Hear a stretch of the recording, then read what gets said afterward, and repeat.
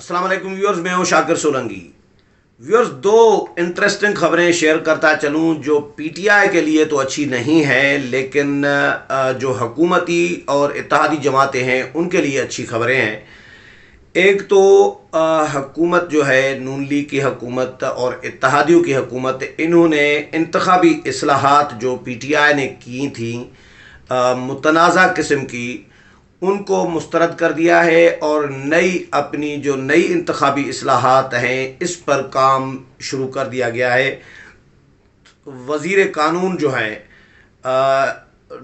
आज़म नज़ीर तारड़, उन्होंने हिदायत जारी कर दी है वज़ारत कानून को कि इंतखाबी इस्लाहात के लिए जो है फौरी तौर पर काम शुरू कर दिया जाए और जो पीटीआई की इंतखाबी इस्लाहात थी उनका भी जायज़ा लिया जाए। एक इस हवाले से। दूसरा, आज अमेरिकन कांग्रेस वोमेन है, मुसलमान खातून है, इल्हान अब्दुल्लाह उमर, ये अमेरिकी कांग्रेस की मेंबर हैं, 2019 में मुंतखब हुई हैं। वो इस्लामाबाद आई हुई हैं विज़िट पर।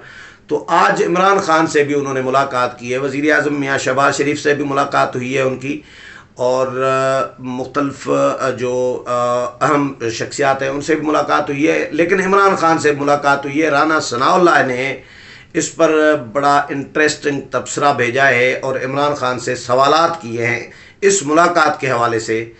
वो भी बड़ा इंटरेस्टिंग है, क्योंकि इमरान खान अभी तक अमेरिका की साजिश करार दे रहे थे कि मेरे ख़िलाफ़ अमेरिका की साजिश हुई है मुझे हटाने में, और ये तमाम जो जमातें हैं ये अमेरिका की एजेंट बनी हुई है, गद्दार हैं ये।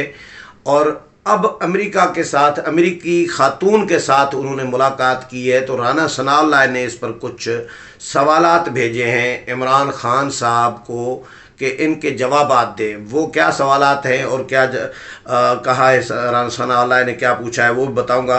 पहले इंतखाबी इस्लाहात के हवाले से बताऊं कि आज़म नज़ीर तारड़ जो हैं सेनेटर, वज़ीर कानून, उन्होंने वज़ारत कानून में का ओहदा संभालने के बाद उन्होंने फौरी तौर पर ये पहली हिदायत ये की हैं कि इंतखाबी इस्लाहात पर काम किया जाए। वज़ारत कानून को कहा गया है, और जो इमरान खान और पीटीआई ने एक तरफ़ा और मुतनाज़ा किस्म की इंतखाबी इस्लाहात की थी उनका भी जायज़ा लिया जाए।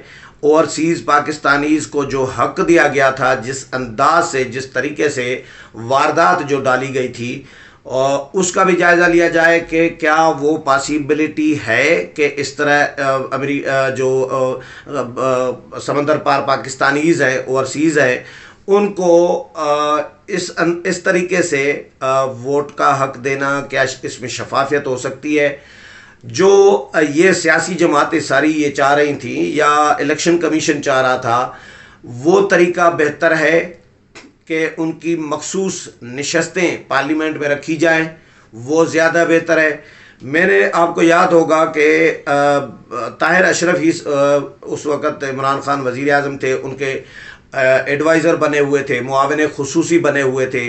तो एक प्रेस कॉन्फ्रेंस में ताहिर अशरफी के साथ मेरी झड़प हो गई थी, उनकी मेरे साथ झड़प हो गई थी। बल्कि मैंने तो सिंपल सवाल किया था, लेकिन वो जज्बाती हो गए थे और नाराज़ हो गए थे। सवाल मेरा यही था कि ताहिर अशरफी साहब ये फरमाएं, जो आप जिस तरीके से ओवरसीज़ पाकिस्तानीज़ को नुमाइंदगी देना चाह रहे हैं पार्लियामेंट में, क्या वो तरीका काबिल अमल है? बोला कैसे? मैंने कहा क्या ये पॉसिबल है कि मैं वोट इलेक्शन, यानी जिस तरह पाकिस्तान में हल्के होते हैं इस तरह आप हल्के वहाँ पर कायम करें, लोग जो उम्मीदवार होते हैं वो वहाँ पर कंपेन करने जाएं, सऊदी भी कंपेन करने जाए एक उम्मीदवार, यूके भी जाए, अमेरिका भी जाए, दुबई भी जाए, पूरी दुनिया में जाए। तो ये पॉसिबिलिटी है क्या अगर मैं मुंतखब भी हो जाऊँ ओवरसीज़ के वोटों से, तो क्या मैं वहाँ पे हर मुल्क में जाकर उनके मसाइल हल कर सकता हूँ, उनसे मसाइल उनके पूछ सकता हूँ कि भाई आपके क्या क्या मसाइल हैं,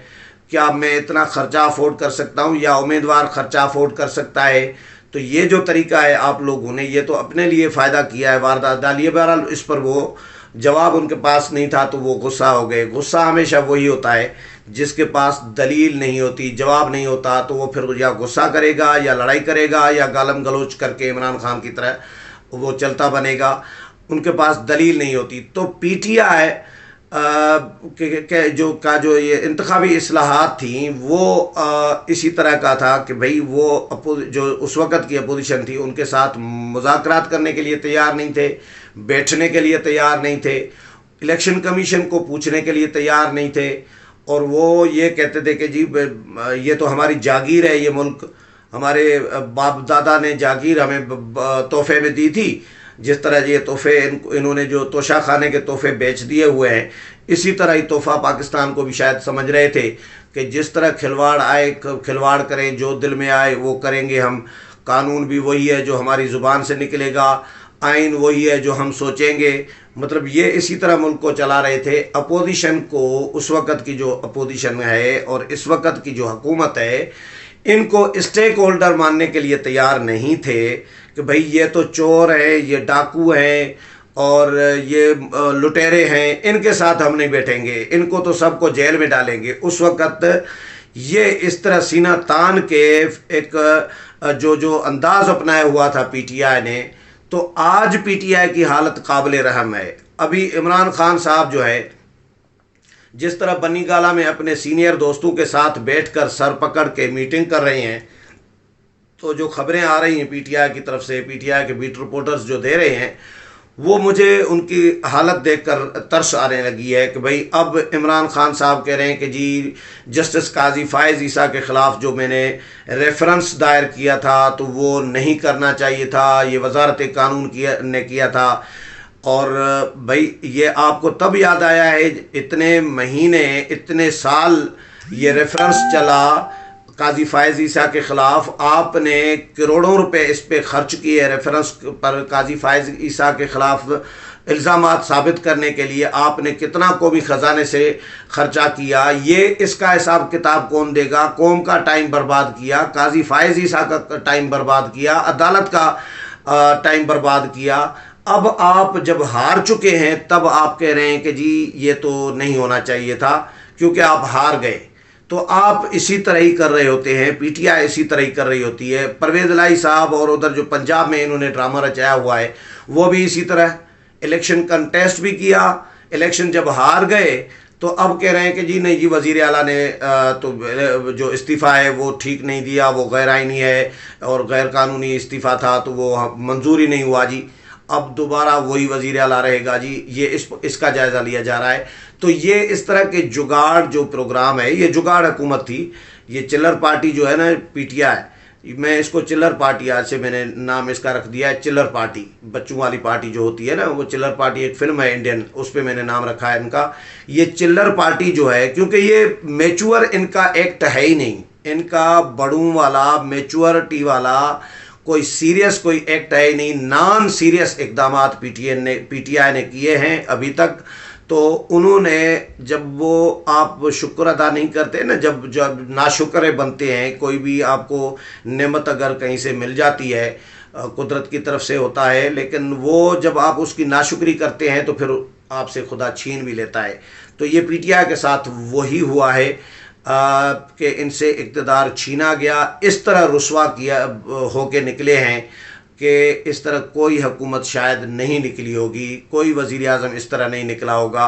اور آخر تک، آخری بال تک لڑنے کے اعلانات کرتے رہے اور بال اٹھا کر اور جو وکٹیں تھی وہ بھی اٹھا کر وہ بھاگ جاتے. یہ تو اندازہ کسی نے کیا نہیں تھا. تو اب آج جو میں انتخابی اصلاحات کی بات کر رہا تھا کہ ایک تو اوورسیز پاکستانیز کا ووٹ کو حق دینے کا معاملہ ہے، اس کا بھی جائزہ لیا جا رہا ہے وزارت قانون میں بھی، اور تمام جو سیاسی جماعتیں ہیں، اتحادی حکومت ہے، وہ اس کا جائزہ لے رہی ہے کہ یہ قابل عمل ہے یا نہیں ہے. دوسرا ای وی ایم، الیکٹرانک ووٹنگ مشین، اس کا بھی جائزہ لیا جا رہا ہے اور اس کو استعمال نہ کرنے کے حوالے سے غور کیا جا رہا ہے. اور تمام سیاسی جماعتوں سے اس حوالے سے تجاویز طلب کر لی گئی ہیں وزیر قانون نے کہ تمام جماعتیں اپنی تجاویز دیں. میں سوچ رہا تھا کہ اگر پی ٹی آئی اس میں اس وقت اگر تھوڑی سی بھی عقل ان کے پاس ہوتی، جو تھی نہیں، کہ ان جماعتوں کو ظاہر ہے ان سے تجاویز لے لیتی، ان کی ساری تجاویز تو ضروری نہیں ہے نا کہ ساری تجاویز کوئی نون لیگ کی یا پیپلز پارٹی کی یا JUI کی ماننی تھی. 4 تجاویز اپنی منوا لیتی، 4 ان کی منوا لیتی، اپوزیشن کی مان لیتی، تو یہ پھر انتخابی اصلاحات متفقہ بھی ہو سکتی تھیں اور یہ قابل عمل بھی ہو سکتی تھی. لیکن انہوں نے اپنی ذاتی جاگیر سمجھ کے جس طرح انتخابی اصلاحات بھی کی کہ بھائی ہماری مرضی ہے، جس طرح ابھی عمران خان کہہ رہے ہیں کہ بھائی میرا تحفہ میری مرضی، یعنی مجھے تحفہ ملا تھا، میری مرضی ہے، میں نے بیچ دیا. لیکن عدالتوں نے کہا ہے نہیں ایسا نہیں ہے بھائی، آپ کا تحفہ نہیں ہے، آپ کو ملا تھا وزیر اعظم کے عہدے کی وجہ سے، آپ کو پرسنل کیپیسٹی میں نہیں ملا تھا. تو بہرحال عمران خان صاحب نے اور PTI نے انتخابی اصلاحات میں اسٹیک ہولڈر اگر اس وقت سمجھتے ان جماعتوں کو تو پھر آج یہ نوبت نہ آتی. آج یہ جماعتیں 10 جماعتیں ہیں پارلیمنٹ میں، اگر 10 جماعتیں کوئی انتخابی اصلاحات آپس میں کر لیتی ہیں تو پھر PTI کیا کرے گی جی؟ زیادہ سے زیادہ عدالتوں کے دروازے کھٹکھٹائے گی. عدالتوں کے دروازے کھٹکھٹانے سے کیا یہ ہوگا کہ جی عدالتیں دیکھیں گی نا کہ بھائی ایک جماعت ایک طرف ہے، باقی 10 جماعتیں دوسری طرف ہیں، تو 10 جماعتوں کو اہمیت یا ویٹ دے گی عدالت یا ایک جماعت کو PTI کو؟ تو PTI کی مرضی اور خواہش جو ہے، میرا نہیں خیال کہ اب آگے چلنی ہے. جو مرضی یہ چل چکے. اب PTI جو ہے ماضی کا قصہ بن چکی. جو 10 سال کا پروجیکٹ تھا عمران پروجیکٹ، وہ 3 سال میں 3.5 سال میں ختم ہو چکا، ٹھس ہو چکا. اب آگے کی کہانی عمران خان کی اور PTI کی مجھے نظر نہیں آ رہی. دوسرا جو الہان عبداللہ عمر صاحبہ آئی ہے، امریکی کانگریس وومین، انہوں نے جو ملاقاتیں کی ہیں تو عمران خان سے بھی ملاقات کی ہے، انہوں نے بنی گالہ بھی گئی ہے. تو رانا ثناء اللہ وزیر داخلہ جو ہیں، انہوں نے عمران خان سے سوالات اٹھائے ہیں کہ خان صاحب آپ تو ابھی تک ڈنڈورا پیٹ رہے تھے کہ امریکہ نے آپ کے خلاف سازش کی ہے، پھر آپ امریکی خاتون کے ساتھ کیسے ملے؟ یہ تو بتائیں کہ آپ ہمارے خلاف الزامات لگا رہے تھے کہ ان جماعتوں نے، سیاسی جماعتوں نے، اپوزیشن کی جماعتوں نے، اس وقت کی جو اپوزیشن تھی، انہوں نے امریکہ کے ساتھ مل کر سازش کی ہے.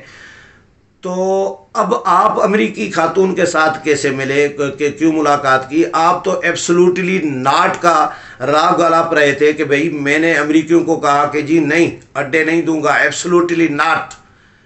اتنا بڑا جھوٹ قوم کے ساتھ بولا، بیوقوف بنانے کی قوم کو کوشش کی کہ ISPR نے بھی تردید کر دی کہ بھئی امریکہ نے تو اڈے مانگے ہی نہیں. DG ISPR نے کہہ دیا بھری پریس کانفرنس میں.